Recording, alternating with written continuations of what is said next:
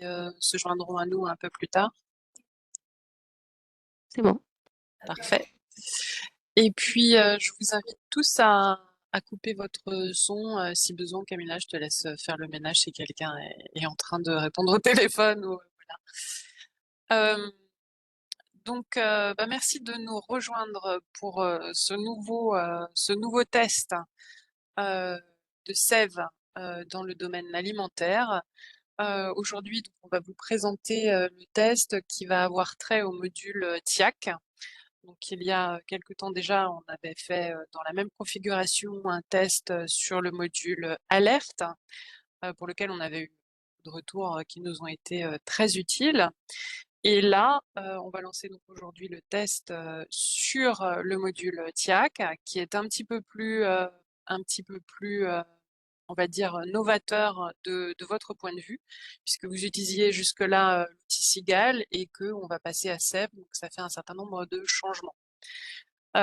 C'est pour ça que ce test est d'autant plus important, parce qu'il faut qu'on puisse apprécier et que vous puissiez apprécier si l'outil correspond à vos besoins, s'il est assez facile à prendre en main, et puis toutes vos bonnes idées seront bonnes à prendre, mais ça on vous le redira plus tard.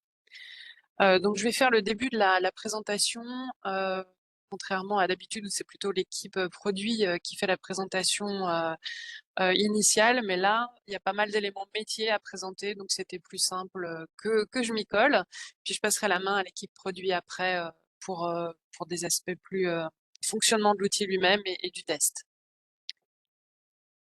Alors, en première partie, donc voilà, présentation de Sève et de l'objectif du test. Donc Sève, je suppose que la plupart d'entre vous en ont déjà entendu parler, voire que vous avez déjà suivi les précédentes présentations. Donc je vais faire bref, mais néanmoins pour les quelques-uns pour lesquels ce serait la première fois, il faut rappeler quelques essentiels. Donc Sève, ça va être notre outil partagé, collectif, de gestion des événements sanitaires sur l'ensemble des métiers de la DGAL, que ce soit dans le domaine alimentaire, ce qui nous réunit aujourd'hui, mais aussi dans le domaine de la santé des végétaux. Ça avait déployé déjà depuis mars 2025. Et dans le domaine de la santé animale, le projet, c'est de commencer à le déployer fin 2026, si tout va bien. Donc, ça sert à la fois à décrire les événements, donc à recueillir toutes sortes de données plus ou moins normées qui permettent derrière de faire des valorisations, soit obligatoires, ce sont les bilans européens, soit volontaires, c'est-à-dire ceux dont on a besoin pour nos besoins métiers, on va dire, ou pour des besoins de suivi de l'activité des services. Et puis aussi partager les informations nécessaires, discuter autour de ces informations et pouvoir tracer les informations prises, à quel moment, avec quelle information. Ensuite, toutes ces données, bah, elles permettront, comme je le disais il y a 2 secondes, de faire du pilotage et de la valorisation. Néanmoins, au démarrage de Sève dans le domaine alimentaire, de la même manière que c'est pour l'instant dans le démarrage de Sève dans le domaine de la santé des végétaux, on n'a pas encore eu le temps de se pencher sur cet aspect-là. Donc, toutes les données qui sont enregistrées peuvent être extraites, il n'y a pas de souci. Vous pouvez en faire un tableur et ensuite faire ce que vous voulez avec votre tableur, mais on n'a pas encore développé de fonctionnalités plus pratiques et plus accessibles à ceux qui ne veulent pas se plonger dans les joies des tableaux croisés dynamiques. Euh, donc aujourd'hui, on va parler de sève dans le domaine alimentaire et plus particulièrement donc, de la fiche qui sert à enregistrer les TIAC et potentiellement les plaintes. Je vous expliquerai pourquoi ce potentiellement. Dans l'objectif de décommissionner aussi SIGAL SPR18. Et puis il y a toujours ce module de discussion dont on vous reparlera un peu, mais qui n'est pas celui que vous allez discuter dans le cadre de ce test pendant les 3 semaines qui viennent. Alors, première petite subtilité métier. Quand on a des investigations de cas humains, en fait, cela regroupe tout un ensemble de situations disparates qui ne nécessitent pas du tout les mêmes actes métiers.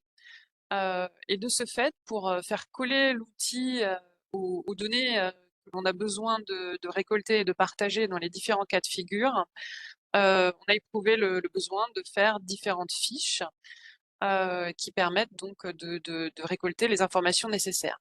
Donc, quand on est dans le cadre d'une toxi-infection alimentaire collective sensu stricto, c'est-à-dire plusieurs cas qui ont qui présentaient des symptômes évocateurs, enfin pouvant être liés à la consommation d'un aliment, et qui ont partagé un ou des repas en commun. Heu, donc on va chercher à la fois quel est le pathogène qui est la cause de leurs symptômes et puis aussi, comment cette intoxication, est arrivée, quel a été le dysfonctionnement ou quel a été, l'ingrédient à l'origine, de l'alerte, à l'origine de la suspicion de Thiac. Ça, typiquement, ce sera, géré et enregistré, sur la fiche T, qui vient remplacer SIGAL. Ensuite, il y a d'autres types d'investigations de cas humains.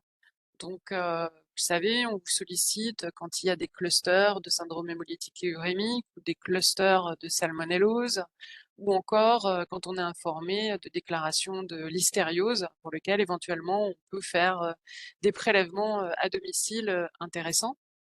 Donc, dans tous ces cas de figure, on sait, bah, dès le départ en fait quel est le pathogène, ça il n'y a pas besoin de le rechercher, puisque, par définition, c'est son identification, qui, génère, l'investigation. Par contre, ce qu'on cherche, c'est quel est l'aliment qu'on pose. On cherche vraiment à investiguer ça, pour éventuellement prendre des mesures de gestion sur cet aliment. Donc, pour, le recueil et pour le traitement, de ce type d'événement, qui à l'heure actuelle était géré dans Sora Alert, sur les mêmes fiches, que les fiches alerte produits. En fait, on va faire une, espèce de fiche alerte produit simplifiée, juste, pour recueillir les quelques informations, spécifiques, aux investigations de cas humains. Ça évitera, de confondre et de chercher à remplir, un champ produit alors que là, en fait, on est, par définition en train de chercher quel est le produit et on va pas le remplir sur cette fiche. Voilà, donc c'est une fiche très simplifiée juste pour ces investigations de cas humains. Et puis, dernier cas de figure, on a, les investigations, de cas humains, heu, qui vont, se faire dans des cas où, heu, en fait, on a, quelqu'un qui est malade, on sait, pour quel produit et on sait pour quel danger. Vous me direz: «La messe est dite». Bah, pas tout à fait, parce qu'on va quand même derrière, faire des actions parfois, pour évaluer s'il est nécessaire de prendre des mesures de gestion et quel est le niveau des mesures de gestion à prendre. Bon, bah, là, on est quasiment en situation d'alerte produit, hein, on a le danger, on a le produit, donc les informations, on va les enregistrer directement sur une fiche alerte produit. Ça deviendra une alerte ou ça restera une non-alerte, ça reste à établir, en fonction, du cas de figure. Hem, donc ensuite, heu, donc 2 fiches possibles, en résumé, hein, donc 2 fiches, possibles. Ah non, pas en résumé, je suis sur les plaintes, pardon. Après le cas des TIAC, il y a le cas des plaintes. Alors pourquoi parler des plaintes? Parce que parfois, déjà, il y a un petit problème de vocabulaire, on parle de plainte alors qu'en fait, on est en train de parler d'une suspicion de TIAC. Quand quelqu'un en particulier, va se plaindre, que lui et toute sa famille ont été, malades, suite à la consommation, d'un repas, bah, on est, en fait dans une suspicion, de TIAC. Donc, dans ces cas-là, bon, on va le traiter comme une suspicion de TIAC, sur la fiche TIAC, l'enregistrement est obligatoire et on le traite, pas forcément par une investigation, mais en tout cas, on l'enregistre de manière obligatoire. Par contre, il y a plein d'autres cas de figure, qui ne rentrent pas dans ce cas-là, et notamment, bah, on va avoir une personne qui se plaint, il a mangé tel produit, il a été malade, lui tout seul, ou alors, il se plaint parce qu'il a trouvé un corps étranger, dans son omelette. Donc tous ces cas de plainte, à l'heure actuelle, vous les enregistrez, très certainement d'une manière ou d'une autre pour pouvoir tracer, les suites que vous leur, donnez. Heu, L'introduction de sève dans le paysage va pas rendre obligatoire, l'enregistrement de ces plaintes sur un système d'information. Vous continuerez à faire, comme vous voulez. Néanmoins, on s'est dit, en voyant les tableaux de suivi, de certaines, des DPP, on s'est dit, que tant qu'à faire, il y en a peut-être que ça intéresserait, de faire ce suivi sur Sève plutôt que de le faire dans leur tableau Excel, actuel, et donc on va permettre cet enregistrement des plaintes de manière, optionnelle, facultative, sur la même fiche que les fiches, TIAC, et on vous montrera, comment. Heu, enfin, il y a d'autres plaintes qui, elles, sont, d'enregistrement obligatoire. C'est très anecdotique, mais ça va être, par exemple, le cas, des plaintes en lien avec la consommation de lait infantile. On veut en avoir une visibilité, complète, donc l'enregistrement est demandé sur une fiche balai, comme vous le savez. On maintiendra, ce système, dans Sève. Mais voilà, vous le saurez par instruction en temps utile. Voilà, à ce stade, c'est pas la peine d'en parler plus. Donc, j'essaye de... Voilà, c'est là où j'en suis. Donc, si on récapitule, sur la fiche TIAC, vous allez enregistrer bien, les suspicions de TIAC dans toute leur enfin, quelle que soit leur source, et vous pourrez enregistrer, si vous le souhaitez, des plaintes. Où en est-on aujourd'hui? Alors, pourquoi ça s'affiche pas? Si ça s'affiche, je sais pas pourquoi il y a un décalage. Est-ce que vous voyez où en sommes-nous de la construction de Sève TIAC à l'écran? Oui. Oui. Ok, d'accord. Oui. Très bien, je sais pas pourquoi moi c'est décalé.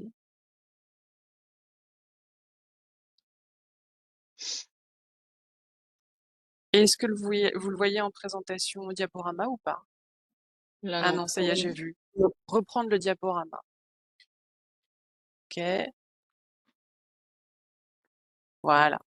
Il y avait un décalage. Désolée, je ne peux pas cliquer partout sur mes écrans. Je faisais des bêtises. Donc, où en sommes-nous dans la construction de SafeTIAC? À ce stade, il est quasiment fini en termes de développement dans la version qu'on va vous mettre dans les mains. On va quand même vous préciser que quelques petits développements prévus ne sont pas encore réalisés. On vous dira lesquels. Et puis bien entendu, c'est grâce à vos retours que le produit pourra être consolidé et ajusté avant sa mise en service quelque part au mois de fin janvier, ou on va dire, ou début février 2026. Il y aura des formations qui seront faites avant la mise en service. Donc voilà, pour nous, le calendrier maintenant est assez court et assez rapide pour prendre en charge tous vos retours, mettre en œuvre les corrections qui seront éventuellement nécessaires, et ensuite maintenir, je l'espère, notre calendrier de mise en service de l'ensemble de l'outil fin janvier, début février. Un petit rappel quand même, pourquoi on remplace Sigal SPR18, puisqu'on c'est toujours un coût pour les services de remplacer un outil existant. Donc pourquoi on le fait? Pour plusieurs raisons. On a pensé être de bonnes raisons, mais on n'est pas les seuls à le penser. Donc Sigal, comme vous le savez, ne permet pas d'échanger ou de tracer les échanges autour des événements de type TIAC, ni de partager des documents, ce qui rend la gestion des TIAC à intérêt collectif, transdépartemental, parfois assez acrobatique. Je pense notamment au TIAC à coquillage, mais pas que. Sigal SPR18 ne permet pas plus, d'ailleurs, à une DD de consulter les TIAC d'un département voisin, ce qui pose aussi problème quand on a déclaration à un endroit et puis les suites qui doivent se faire ailleurs. On a aussi des problèmes de granulométrie et de qualité des données qui sont enregistrées dans Sigal. C'est pas un outil qui est très propice à une harmonisation de la qualité des données enregistrées. Donc derrière, ça nous cause des problèmes pour la valorisation de ces données, et notamment pour l'établissement du bilan annuel des TIAC qui est réalisé par Santé publique France sur la base de nos données et de celles des ARS. Et puis Sigal, bien qu'il va être réécrit dans un langage moderne pour pouvoir continuer à vivre dans le domaine de la santé animale, on nous a pas donné de perspective d'évolution dans Sigal. Donc côté alimentaire, ça restera, et puis enfin, et d'ailleurs côté santé animale dans un premier temps aussi, ça restera à périmètre de service égal.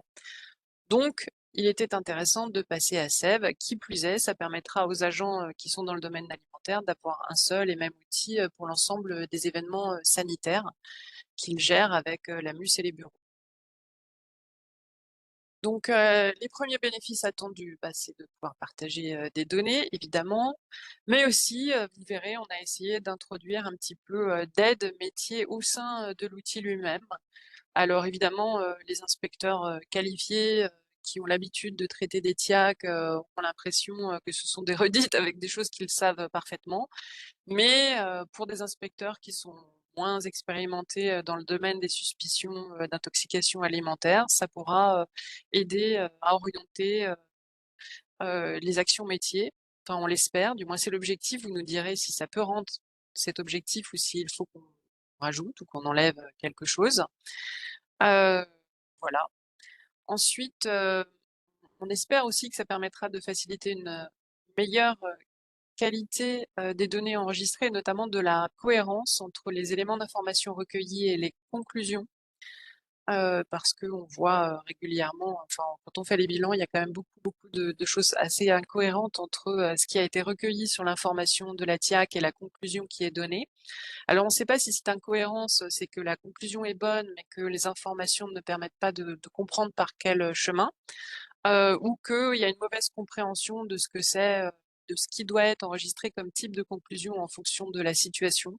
Voilà, donc on canalisera un petit peu les conclusions en fonction des données enregistrées.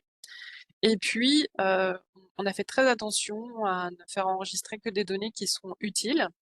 Mais ça reposera aussi sur vous, parce que, en fait, pour pouvoir enregistrer les données utiles dans différents types de situations, euh, on permet potentiellement d'enregistrer beaucoup de données.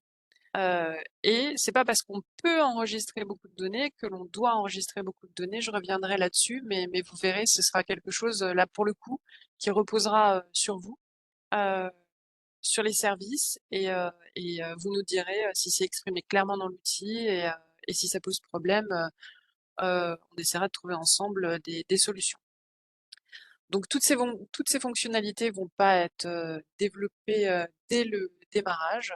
Donc notamment sur la valorisation des données. On espère qu'on vous fera des choses utiles et pratiques à l'usage, mais ça n'arrivera pas forcément le jour du lancement en 2026. Donc voilà, c'est quelque chose qui va avancer progressivement. Là, pour le test, vous n'aurez pas la fonctionnalité de canalisation des conclusions. Donc, il y a bien le volet mise en place d'une aide pour les hypothèses étiologiques, ça vous verrez comment ça fonctionne. Par contre, il n'y a pas la canalisation des conclusions. Voilà. Les objectifs principaux de cette phase de test, donc, c'est être sûr que l'outil répond aux besoins minimums, détecter et résoudre un maximum de dysfonctionnements, de bugs, voilà. Ensuite, pouvoir faire des formulations les plus claires possibles. Donc, vos questions nous aideront à construire les formations. Et puis, on a vraiment besoin que vous testiez l'outil dans toutes les configurations auxquelles vous allez penser. Nous, on a pensé à celles qui nous venaient à l'esprit, mais peut-être qu'il vous en viendra d'autres à l'esprit. Ne vous limitez pas dans vos tests, et faites-nous remonter toutes vos idées, hein, pas que les bugs, mais aussi toutes vos idées, comment l'outil, si on faisait telle ou telle chose, pourrait encore mieux vous aider dans votre métier. Alors, il va y avoir une instruction métier TIAC qui va venir en parallèle, euh, en parallèle au développement de Sève. Donc Sève sera mis en service. Il y aura une instruction qui dira il faut utiliser Sève dans tel et tel cas de figure. Donc ça, ce sera l'IT générique autour de Sève dans le domaine alimentaire. Et puis il y aura deux instructions métiers. En tout cas une, parce que la deuxième, plus le temps passe, je pense qu'on ne pourra pas encore, pour différentes raisons, la mettre en service. Mais donc il y aura une instruction TIAC et investigation de cas humains qui viendra redonner tout le cadre de nos interventions métiers en matière d'investigation de cas humains, et qui fera du bien parce qu'à l'heure actuelle, on fonctionne sur des instructions complètement obsolètes, et donc tout le monde sait ce qu'il doit faire, mais ce sera bien quand ce sera écrit de manière propre dans un document partagé par tout le monde. Donc ce projet d'instruction, il va vous être remis dans le cadre de ce test. Il faut bien avoir conscience que c'est un projet de document, il est en cours de relecture auprès de la DGS notamment, puisque comme on parle à la fois des responsabilités des DPP, mais aussi que je me suis permis de rédiger les responsabilités des ARS, évidemment, il faut que ça passe par une validation côté DGS. le petit point à avoir en tête issu de cette instruction pour les besoins de cette mise en service de SEV-TIAC, c'est principalement ce tableau-là. Donc si je vous l'explique en quelques mots, donc quand on reçoit un signalement de suspicion de TIAC, dans tous les cas, on doit faire un enregistrement et pouvoir justifier des suites qui ont été données.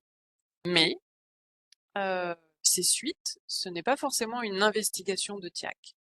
Ça peut très bien être juste, j'ai enregistré et puis ça me permettra de faire des recoupements d'informations si quelque chose d'autre arrive dans le même établissement ou dans les mêmes circonstances.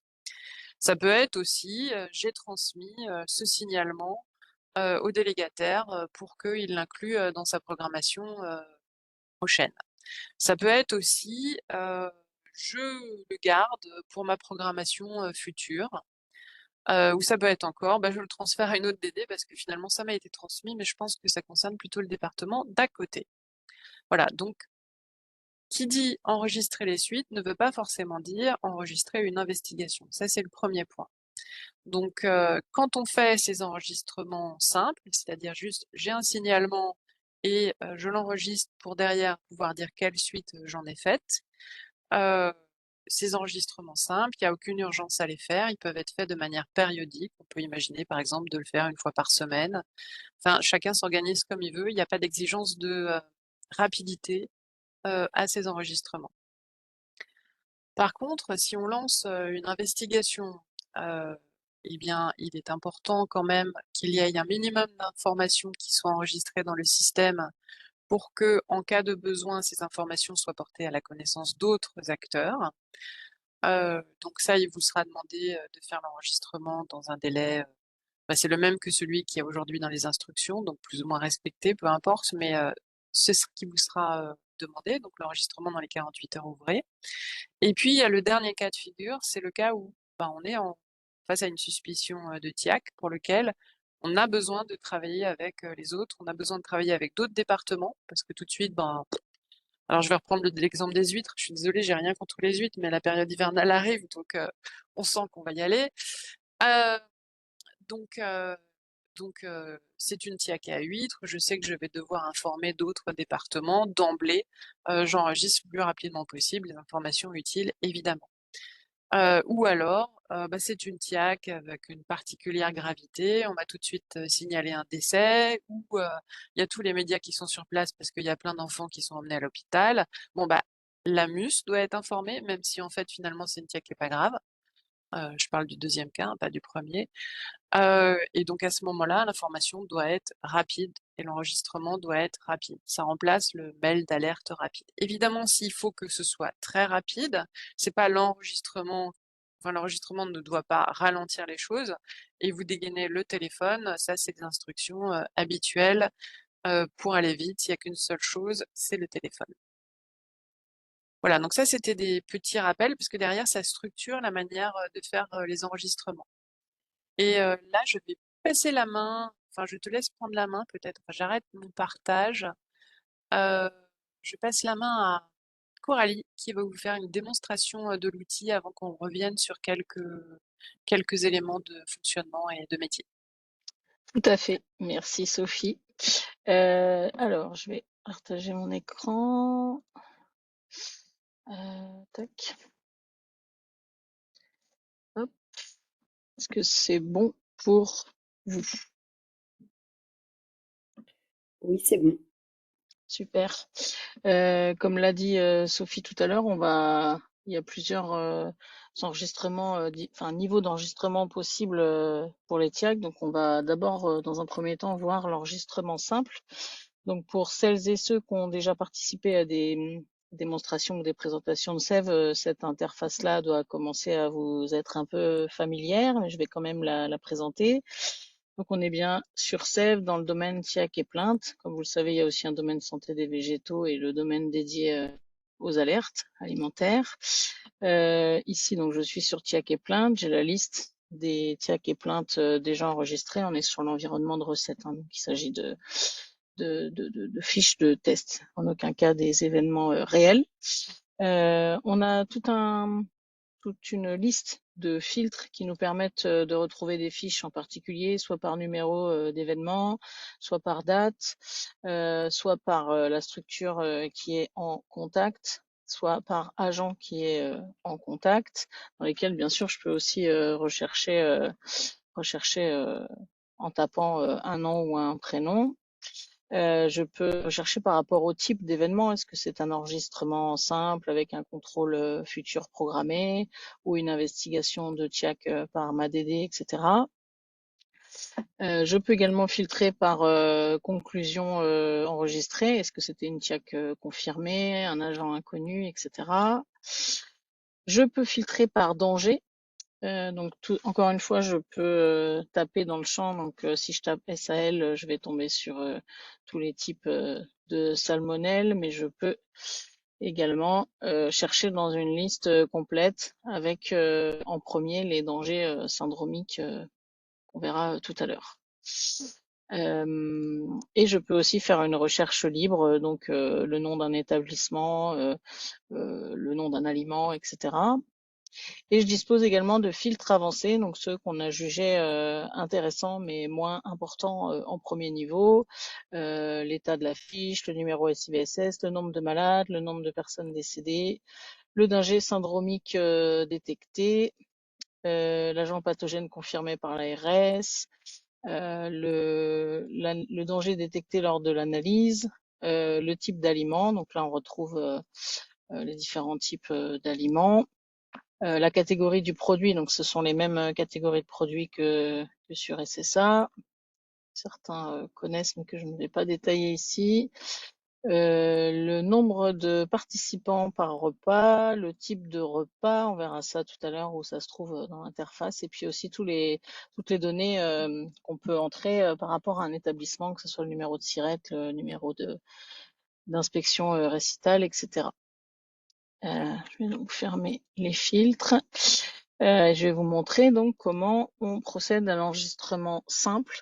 Donc ça correspond à ce que disait Sophie tout à l'heure, la réception par exemple d'un signalement par un consommateur à l'ARS qui a mangé au restaurant, enfin un couple qui aurait mangé au restaurant avec un enfant par exemple et qui aurait été malade. Donc on va voir comment ça se passe.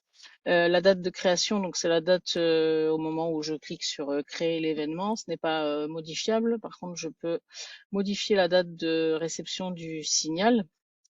Si par exemple je décide d'enregistrer toutes mes plaintes le même jour de la semaine, mais que elles sont pas arrivées toutes le même jour, on va dire que là le signalement a été déclaré par le consommateur, mais ça peut également provenir de l'ARS ou d'un établissement ou d'un médecin ou d'un personnel médical ou autre. Le consommateur via signal conso, je peux également dire autre. Là, pour pas que ça nous prenne trop de temps, je vais copier-coller le contenu du signalement. Donc un couple, une famille qui a mangé au restaurant, l'enfant a été malade et les parents ont eu des symptômes également. Est-ce que l'ARS a été informée? On va dire que oui. Le nombre de malades total, donc on est à 3. Et là, on va renseigner un champ qui est assez important, qui est les suites données par la DD. Donc, soit on va donner aucune suite, on va enregistrer pour les besoins juste de traçage, soit on va renseigner la programmation d'un futur contrôle, soit on va renseigner le fait qu'on va transmettre au délégataire pour contrôle, soit quand par exemple le signalement a été envoyé par erreur à ma DD, soit suite à des vacances ou quoi, transféré à une autre DD, ou alors on va se rendre compte au cours de l'événement que c'est finalement une TIAC, donc transformer cette fiche simple en investigation plus poussée. Donc là, je vais dire que c'est un futur contrôle programmé, par exemple. Je vais avoir la possibilité de renseigner l'établissement. Ce qui est assez pratique, c'est de procéder par le numéro de SIRET. Et là, on voit que j'ai copié-collé le numéro de SIRET et qu'on me propose aussitôt la crêperie à Paris. Je vais quand même dire qu'il s'agit d'un restaurant comme type d'établissement, donc c'est un champ libre. J'ai sa raison sociale. Je peux également rentrer une enseigne usuelle s'il est différent de la raison sociale. J'ai l'adresse, la commune, le département et le pays qui se sont ajoutés automatiquement par rapport au numéro de SIRET. Et je peux, si je le souhaite, alors rarement dans ce délai-là d'enregistrement de la fiche, mais si c'est le cas, plus tard, renseigner les informations qui ont trait à l'inspection, donc le numéro récital, la date de l'inspection, l'évaluation globale qui a été apportée lors de cette inspection et éventuellement des commentaires. Ça évite d'avoir à aller fouiner dans récital. Je vais enregistrer, donc on voit que j'ai bien la crêperie qui s'est ajoutée. Je peux évidemment modifier mes informations ou supprimer si je veux changer pour une raison X ou Y l'établissement. Je peux également ajouter des événements liés si jamais pour une raison quelconque un autre événement était lié à celui-ci. Je peux enregistrer le brouillon, auquel cas la fiche sera visible par moi et ma structure, ou la publier pour qu'elle soit visible de tous et toutes. J'ai la confirmation que mon événement a été publié, donc je suis sur la fiche avec les informations que j'ai enregistrées. Je peux voir le détail de l'établissement, le contenu du signalement, etc. Et pour celles et ceux qui ont déjà utilisé Sève dans d'autres verticales, on retrouve ce bloc de suivi qui comprend le fil de suivi, donc la possibilité d'envoyer un message avec des destinataires, etc., d'ajouter des documents, de déposer des notes ou des points de situation.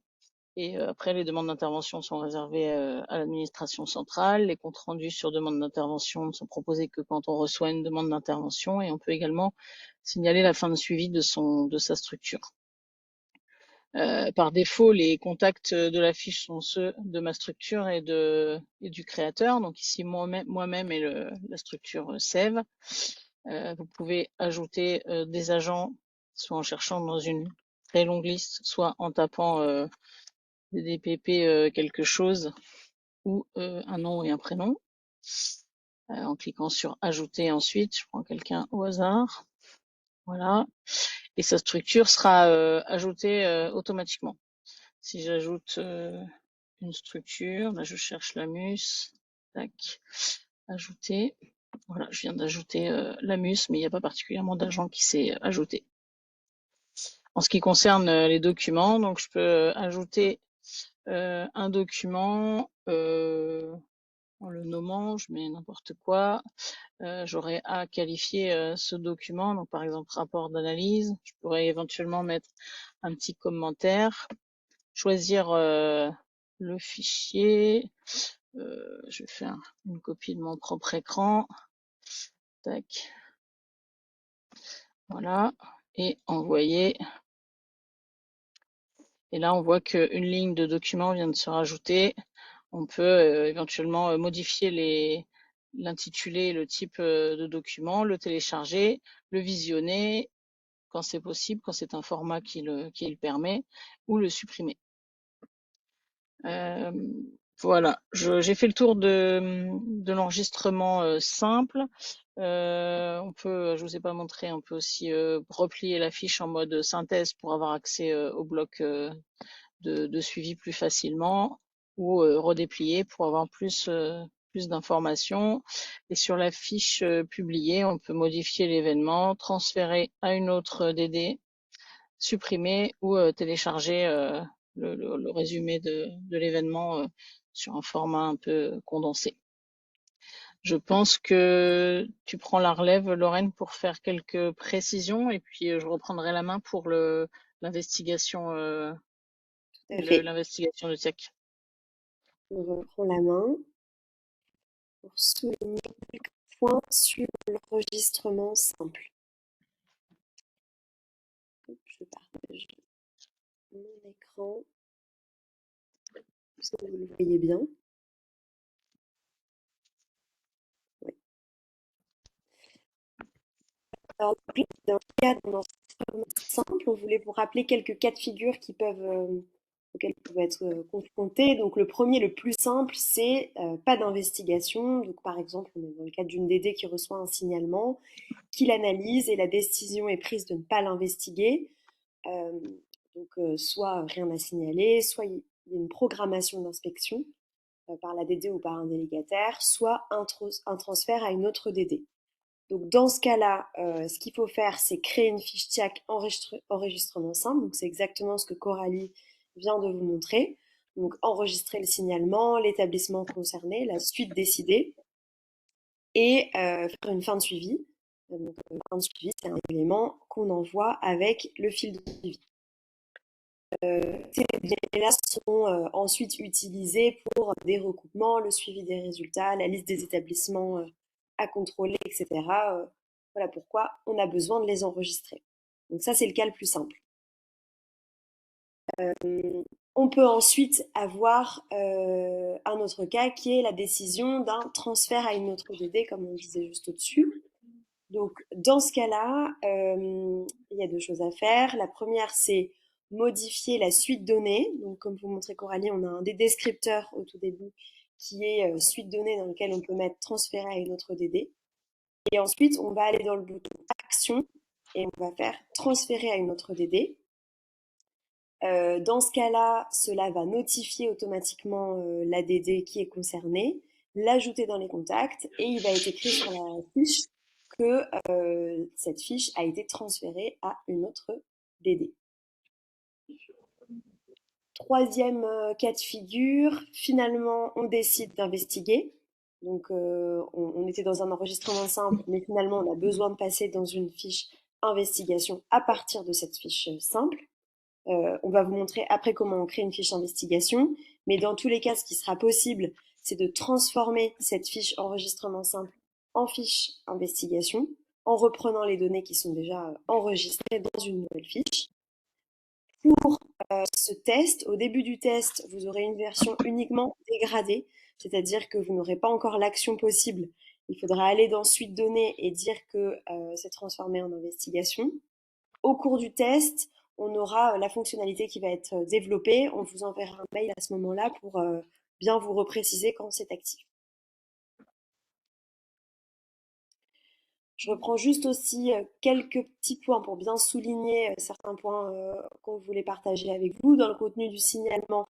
Donc, on a pris contact avec le SICCRF Signal Conso pour faciliter l'import des signalements. Aujourd'hui, c'est pas encore abouti, donc ça sera plutôt dans cette partie-là que vous le verrez.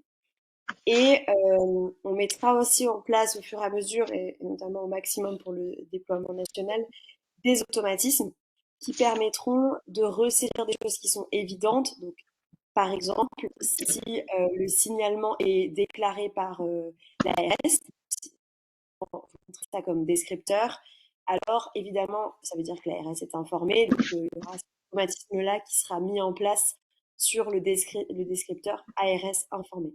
Tout n'est pas encore aujourd'hui développé, mais pour vous dire qu'il y aura des petits ajustements aussi comme ça qui vont avoir lieu pour vous simplifier.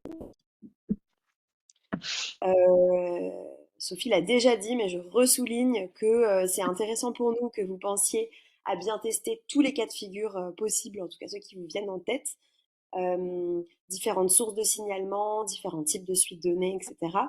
Ça nous permet d'avoir des visions, enfin des cas d'usage différents et de voir si l'outil correspond bien à différentes façons de travailler et différents cas que vous pouvez rencontrer dans votre travail tous les jours. Donc ça, c'était pour la partie enregistrement simple. Et maintenant, Coralie va vous présenter la partie enregistrement détaillé avec l'investigation TIAC. On reviendra ensuite sur quelques points de la même manière. Je te repasse la main, Coralie.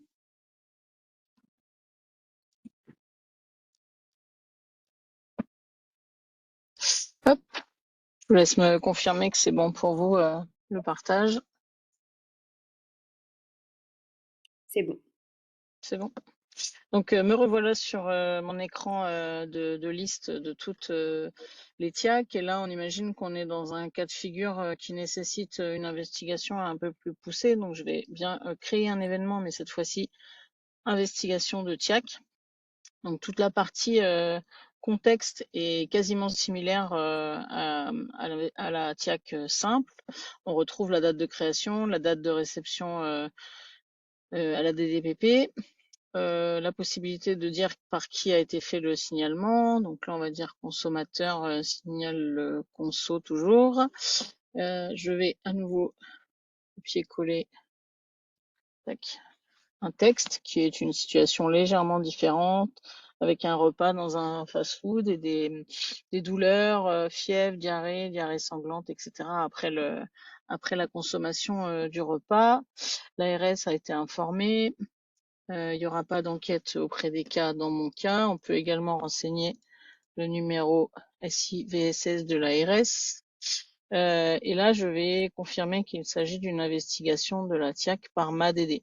Je pourrais également renseigner l'investigation coordonnée avec MUS informé dans le cas où on aurait plusieurs DD ou plusieurs structures à mettre dans la boucle de cette investigation.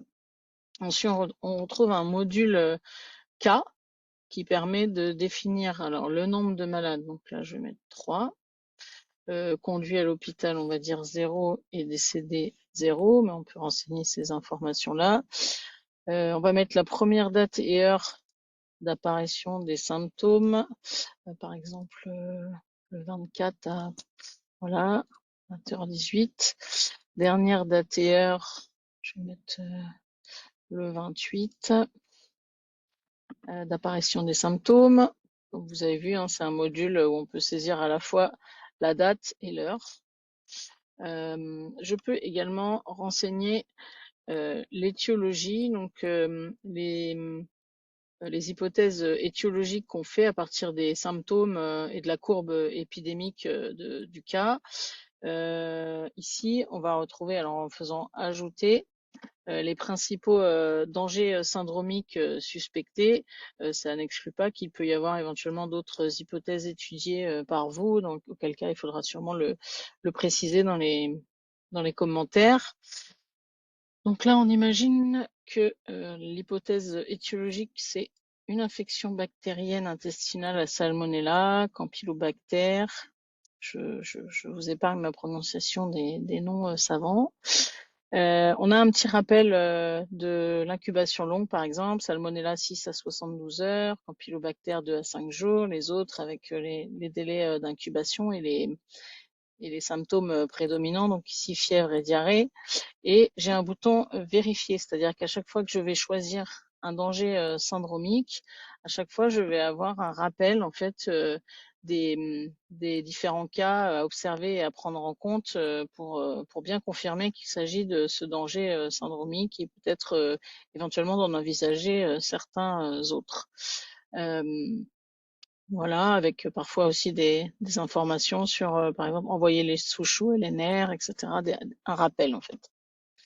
Si je confirme, je vois que j'ai bien ajouté mon danger syndromique, je vois le danger, les symptômes et la recommandation. Je peux également la réafficher pour être sûr. Je peux le supprimer ou je peux ajouter d'autres dangers syndromiques suspectés. Je vais pouvoir dire si des analyses ont été engagées sur les malades. Donc par exemple ici, coproculture.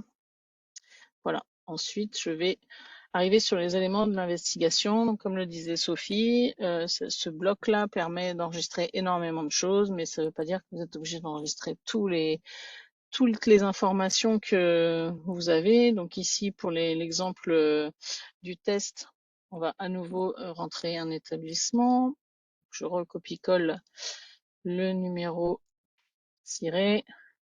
Je tombe bien sur le quick de Caen. Hop, j'ajoute, je mets que c'est un restaurant. Avec un A, c'est mieux. Hop. Voilà. J'enregistre mon établissement. Éventuellement, je pourrais, si c'était une investigation un peu complexe, rajouter d'autres établissements. Le repas suspecté. Donc là, la dénomination, je vais mettre par exemple hamburger et frites. Je vais mettre le menu qui a été consommé par les malades. Je peux également entrer le motif pardon, de la suspicion de ce repas-là, repas comprenant un aliment à risque particulier, la date et l'heure du repas, tac, le nombre de participants au repas, hop, le département, oui c'est ça, j'étais à Caen. Le type de repas, donc servi sur place ou restauration commerciale. Si je choisis la restauration collective, on me proposera de préciser quel type de restauration collective. Préemballé ou consommé en l'état ou réchauffé, élaboré à la demande ou à emporter ou livré, élaboré à domicile. Donc là, restauration commerciale. J'enregistre le repas, pardon. Et je peux également enregistrer un aliment suspect si je cible un aliment en particulier. Si c'est un aliment simple, un ingrédient, je vais devoir choisir dans les catégories de produits que vous connaissez déjà, hein, voilà, soit en tapant un mot, soit en cherchant dans les menus. Je peux également décrire le produit et l'emballage, dire pourquoi on soupçonne cet aliment-là. Et si c'est un aliment cuisiné, je pense que j'ai décelé un problème. Si c'est un aliment cuisiné, normalement je dois dire de quoi il est composé, si je me souviens bien.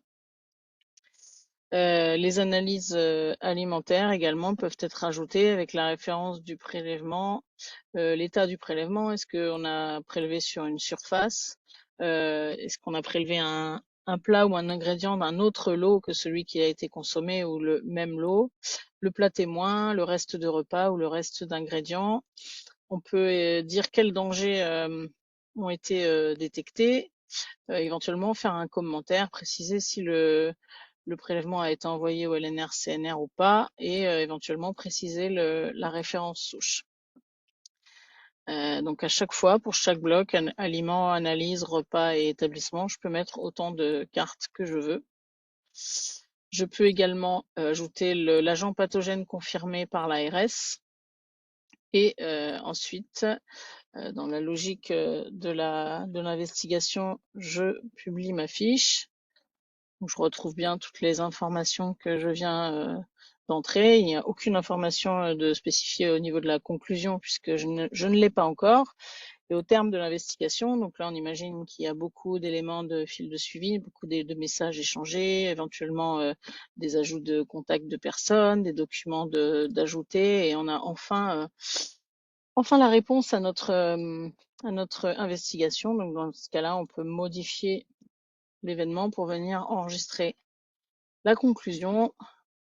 Donc s'il s'agit d'un agent confirmé ou suspecté, on pourra entrer le danger qui a été retenu, donc soit parmi les dangers les plus courants, soit dans la liste complète des dangers. Que pendant le test, c'est intéressant que vous parcouriez ces listes pour nous faire vos retours. Et dans la conclusion, on pourra sélectionner, là évidemment, j'ai rentré que le quick et le repas hamburger frites, mais si on imagine que s'il y a plusieurs cartes dans chaque catégorie, vous pourrez choisir parmi ces cartes. Et là, il n'y en a pas puisque je ne les ai pas enregistrées. Et je peux enregistrer les modifications. Il ne se passe rien quand je clique. Peut-être que c'est lié aux développements qui sont en cours sur la conclusion, mais on imagine quand j'enregistre que je tombe sur la fiche avec les conclusions enregistrées. Voilà, donc c'est un gros morceau. Je vous laisse éventuellement poser vos questions, soit en prenant la parole ou en écrivant vos questions dans le chat, mais je pense que Lorraine va reprendre la parole pour faire quelques précisions avant la série de questions. Tout à fait. N'hésitez pas à intervenir si vous avez des questions. Et en attendant, je rappelle certains cas de figure. Je partage mon écran. Pour enregistrement détaillé pour les investigations de TIAC. Alors, est-ce que je On voit toujours l'écran de Coralie, je crois.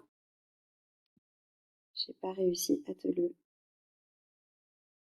Ah non, c'est bon, vous voyez bien mon écran. Alors, donc, pour apparaître les cas de figure qu'on a essayé de synthétiser ici, premier cas, le cas d'une investigation locale. Donc, une DD qui reçoit et analyse une suspicion de TIAC dans un restaurant du département, par exemple. Donc, comme vous l'a montré Coralie, on va créer une fiche TIAC dans SEV, on va enregistrer les premiers éléments. Ensuite, on va faire les investigations dans le restaurant, par exemple ici un défaut de refroidissement rapide. On va échanger avec l'ARS autour des éléments recueillis. Bon, tout ça, c'est hors SEV. Ensuite, on revient dans SEV et on peut du coup à tout moment remodifier la fiche, compléter la fiche, enregistrer la conclusion et mettre fin au suivi. Donc là, ce qui va nous intéresser vraiment, c'est l'enregistrement de la conclusion quand on va revenir sur la fiche. Et la fin de suivi, de la même manière, ça sera un élément du fil de suivi que vous pourrez envoyer. Donc là, on est dans le cas plus simple où on sera dans une investigation locale. On reste sur cette fiche qu'on va venir agrémenter au fur et à mesure des éléments qui sont intéressants pour l'investigation. Dans le cas d'une investigation coordonnée, donc pareil, on reçoit, l'ADD reçoit et analyse une suspicion de TIAC. Donc là, on repart sur l'exemple des huîtres de Sophie. Probablement une GAEV due aux huîtres. Donc du coup, là, on récupère rapidement les informations de traçabilité. Le fournisseur est dans un autre département. Donc du coup, on va créer rapidement une fiche TIAC dans SEV. Et là, ce qui va être important, c'est que dans ce petit bouton que j'ai remis là en haut à droite, suite donnée par l'ADD, on clique bien sur investigation coordonnée MUS informé pour que tout le monde puisse identifier facilement que c'est une investigation coordonnée. Et on envoie rapidement un message à l'ADD, à l'autre département qui est concerné, copie à la MUS pour ce premier message, avec par exemple ici la fiche coquillage et les documents de traçabilité. Donc en tout cas, ce qui est important de retenir, c'est que on peut créer rapidement une fiche et pour que tout le monde puisse bien identifier qu'il s'agit d'une investigation coordonnée, on a ce bouton suite donné par l'ADD où on peut cocher investigation coordonnée informée et on peut envoyer rapidement des messages aux DD à là où les autres DD concernés et la MUS directement avec le fil de suivi. Ensuite, de la même manière, on pourra revenir sur la fiche au fur et à mesure pour la compléter avec toutes les informations liées à l'investigation qui seront utiles à l'enregistrement de la conclusion et à la fin de suivi. Troisième possibilité, on est dans le cas d'une investigation coordonnée et là en plus on va avoir une alerte au produit. Donc dans ce cas-là, si jamais on doit faire une alerte au produit, on va créer une nouvelle fiche alimentaire. Donc vous aurez toujours accès à TIAC et au domaine alimentaire comme vous l'avez montré Coralie tout en haut de l'écran, par exemple pour les opérations de retrait et rappel des lots dangereux. On peut avoir le cas aussi d'une investigation locale qui devient ensuite une investigation coordonnée. Donc là, on serait dans un cas où au départ, on pense qu'il s'agit d'un problème, d'une investigation à l'échelle locale. En inspection, on apprend par exemple que le fournisseur a déclaré avoir eu beaucoup de réclamations et qu'il y aurait des dizaines d'autres malades dans la région.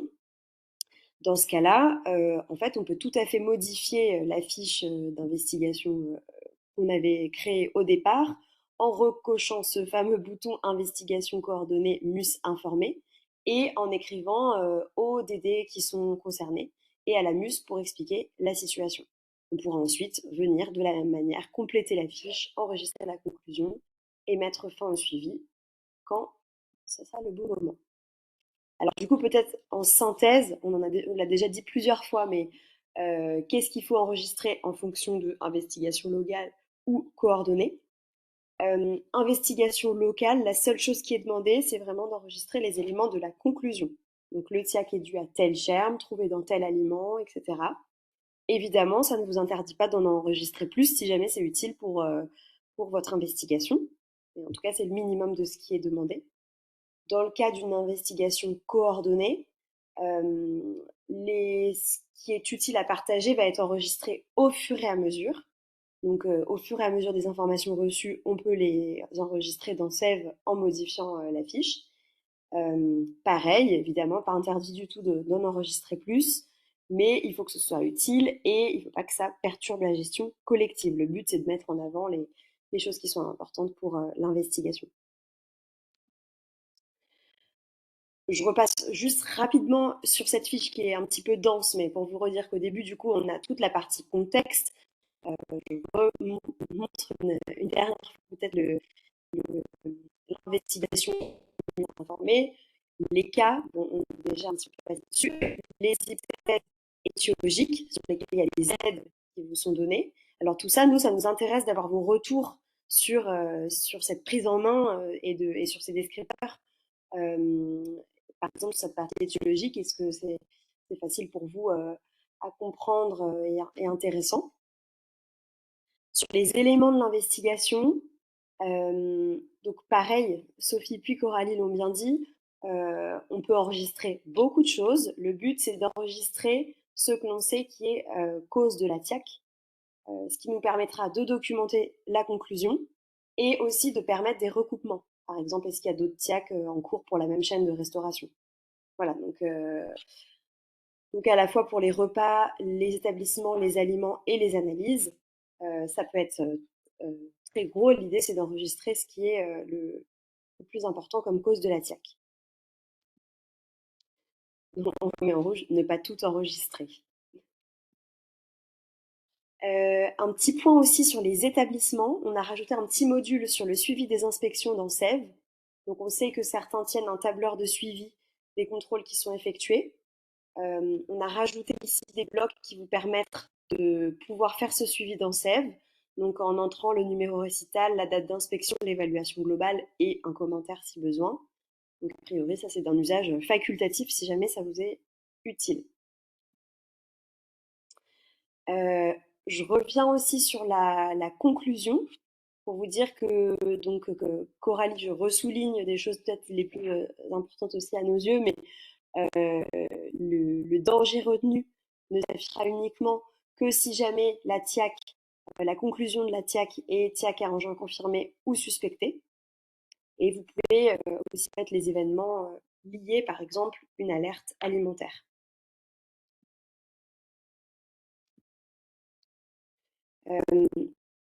D'ici le lancement, il y aura aussi des automatismes qui viendront simplifier la saisie des dangers dans la partie conclusion. Donc, c'est des choses qui vont être aussi améliorées au fur et à mesure. Pour finir sur cette partie démo et métier, pour vous aider à vous repérer, on a fait un petit tableau d'équivalence SIGAL-SEV. Tout ça sera disponible, hein, bien sûr, ce document. Donc vous, dans SIGAL, vous avez l'habitude de parler de TIAC en cours, déclaré, réglé, clôturé. On a essayé de mettre les équivalences ici dans SEV, investigation par MADD ou investigation coordonnée. Pour les TIAC en cours, dans les deux cas, il s'agira soit des états brouillons ou en cours. Donc brouillon, uniquement vous le voyez, et en cours, ça a été publié.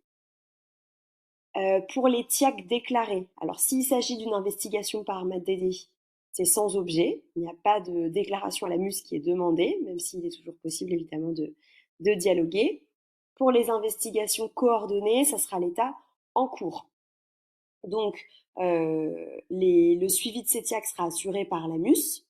Bien sûr, on vous demande de bien vérifier que le bouton investigation coordonnée est bien coché pour que la MUS le voit facilement.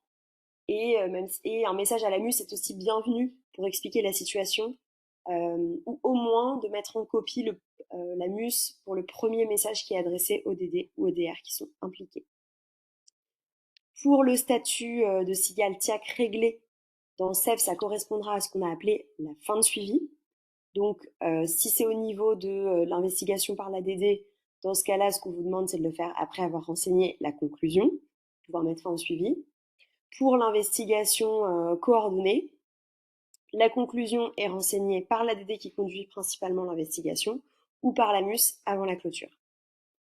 Et pour les TIAC clôturés, pour l'investigation par MADD, c'est sans objet, il n'y a pas de clôture par la MUS. Donc, pareil, c'est intéressant d'avoir vos avis sur tout ça, hein, si vous avez des retours à nous faire. Et ça sera le statut clôturé, donc de la même manière, par la MUS pour l'investigation coordonnée.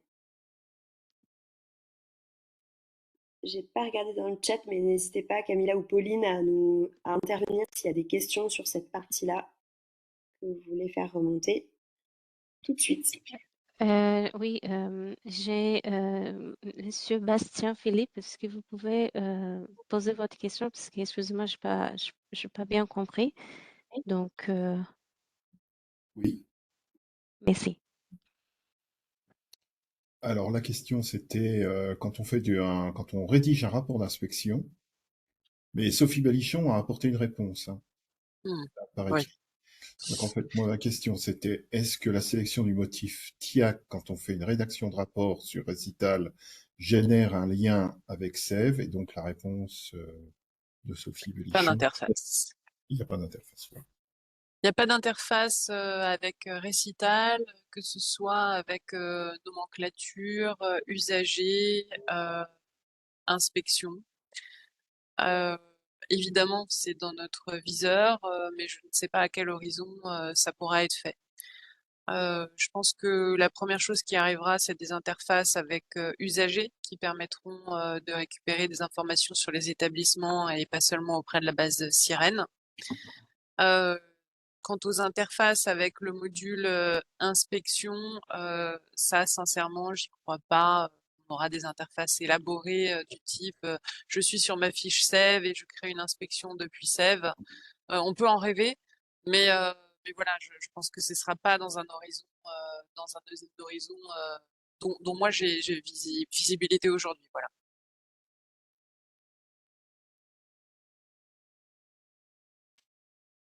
Ok, merci. Bah, n'hésitez pas si vous avez d'autres questions. En attendant, de toute façon, on aura un espace de questions-réponses à la fin. Mais je vais vous partager du coup comment le test va s'organiser dans les prochaines semaines. Alors, donc déjà, le test va s'étendre sur une période de 3 semaines, à partir d'aujourd'hui jusqu'au 21 novembre. Donc, je vous enverrai un mail après cette réunion avec tous les liens pour que vous puissiez vous connecter. Les comptes ont été ouverts pour toutes les personnes qui s'étaient inscrites pour ce test. Si jamais vous avez des problèmes de connexion, n'hésitez vraiment pas à me le dire directement. Alors, ce que nous souhaitons que vous testiez, donc l'objectif c'est de travailler sur des cas fictifs, mais qui correspondent à des cas d'usage que vous avez l'habitude de traiter, et de traiter l'ensemble de ce qu'on vient de vous présenter. Donc notamment tout ce qui correspond à la saisie de données. Donc ce qui nous intéresse de savoir, c'est est-ce que c'est bien clair pour vous, où est-ce qu'on doit enregistrer telle information, est-ce que les descripteurs sont clairs, dans quelles circonstances, est-ce qu'il y a des freins que vous rencontrez. Et vous pouvez explorer toutes les fonctionnalités qu'on vous a présentées. Donc, la création d'événements, soit en enregistrement simple, soit en investigation de TIAC. La consultation des événements existants. On a mis quelques faux événements que vous pouvez aussi d'ores et déjà consulter. La recherche avec les filtres simples ou avancés. La rédaction ou la consultation de messages. Juste un petit point sur la partie messagerie. Les messages ne seront pas réellement envoyés pendant ce test pour des raisons de surcharge de boîte mail, sinon institutionnelle et puis des agents. Donc, en tous les cas, elles seront enregistrées dans Sève, mais ça ne sera pas vraiment envoyé. Vous pouvez aussi tester l'ajout ou la consultation de documents et l'ajout ou la consultation des contacts.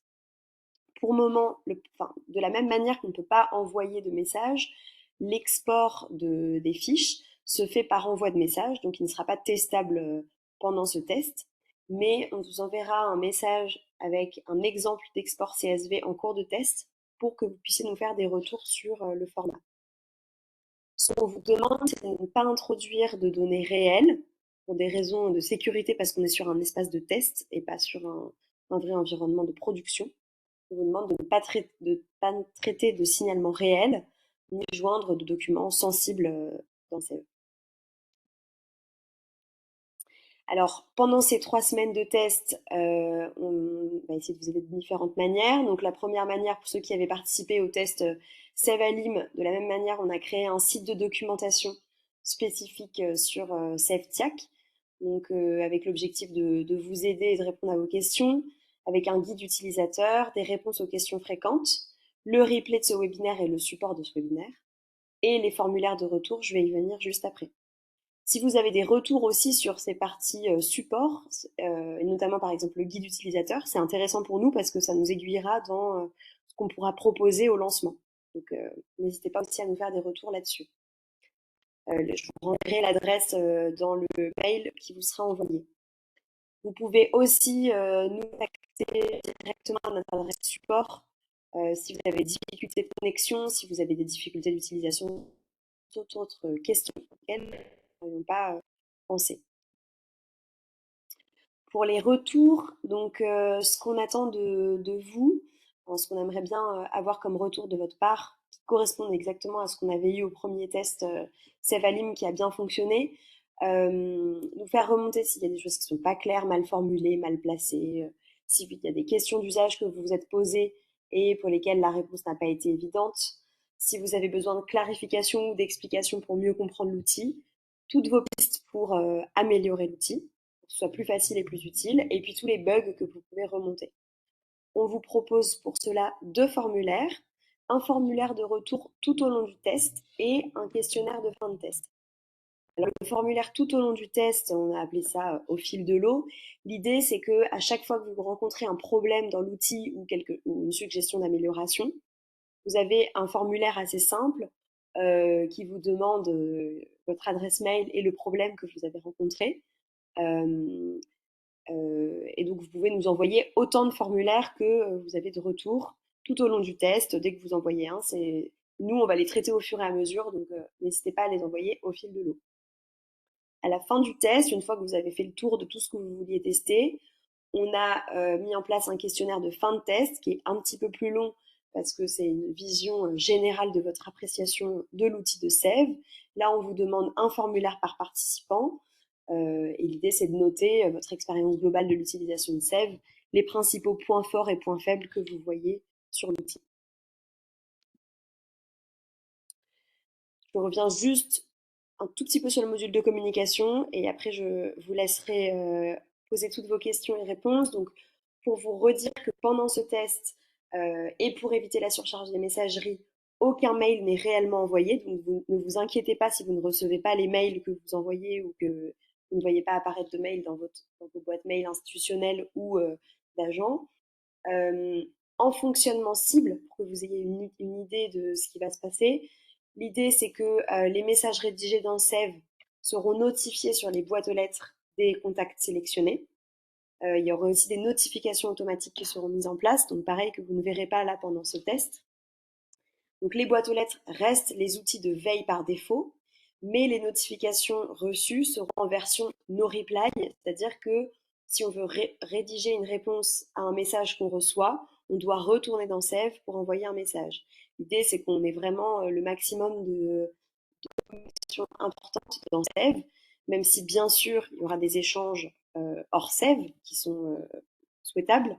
Mais ce qu'on demande, c'est que les échanges décisifs soient bien dans Sève pour pas qu'on perde d'informations. Et pour les contacts, donc il y a des cas de figure où il y a des ajouts automatiques de contacts. Donc par exemple, si vous créez une fiche, vous êtes automatiquement ajouté en contact de la fiche ainsi que votre structure. Si vous recevez un message, pareil, vous êtes automatiquement ajouté en contact de la fiche. Néanmoins, c'est toujours intéressant de vérifier quand vous voulez que les personnes qui sont importantes pour votre événement sont bien en contact de la fiche, si on a oublié des cas de figure. Voilà. Et je vous propose de passer aux questions-réponses, sauf si côté équipe Sève ou Mus, vous avez aussi des ajouts que vous voulez faire par rapport à tout ce qu'on a dit. Non, non, très bien. Dispo pour les questions-réponses le cas échéant. Et n'hésitez pas à prendre la parole directement ou alors à écrire dans le chat si vous avez des questions.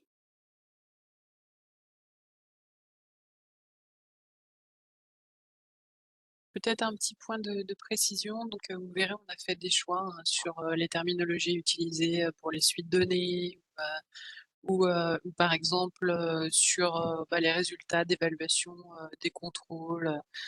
Bon, typiquement, c'est le genre de choses qui peuvent évoluer. Ça servira de base de réflexion. Vos retours sur ces listes, sur ces choix déroulants sont vraiment bienvenus.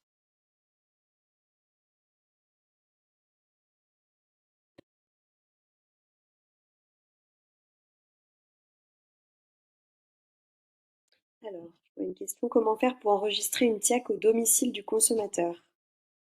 Et ben en fait, c'est une TIAC. On enregistre comme les autres. C'est juste dans le repas que l'on peut préciser si le repas s'est pris en restauration collective, en restauration commerciale ou à domicile. Voilà. Donc c'est dans le champ repas que l'on va préciser si c'est un repas à domicile. Et donc dans le repas à domicile, on fait la différence entre ce qui a été élaboré à domicile ou aussi ce qui est la consommation de plats préemballés ou à emporter. Là aussi, c'est pareil, vous verrez les terminologies qui vous sont proposées. Si ça vous paraît pas optimal ou pas couvrir tous les cas de figure, n'hésitez pas à nous en faire retour.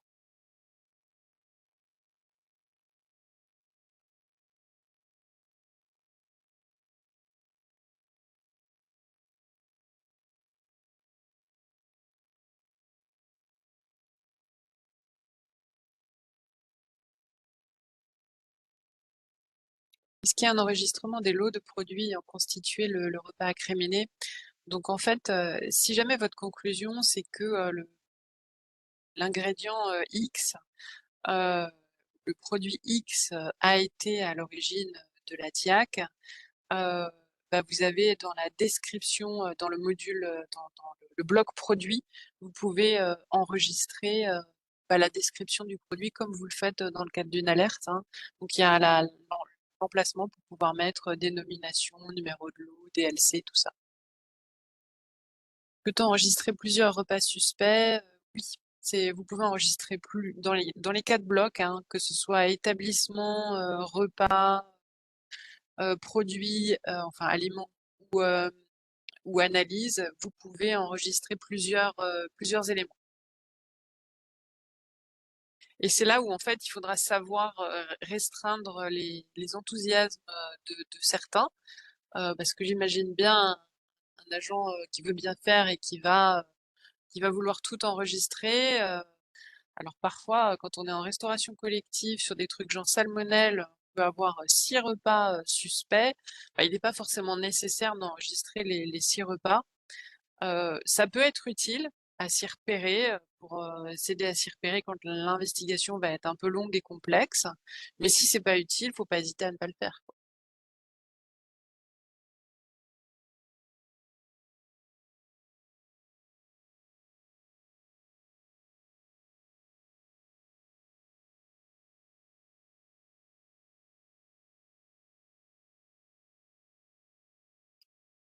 Il y a encore des questions ou des choses sur lesquelles vous voulez qu'on revienne un petit peu plus dans le détail?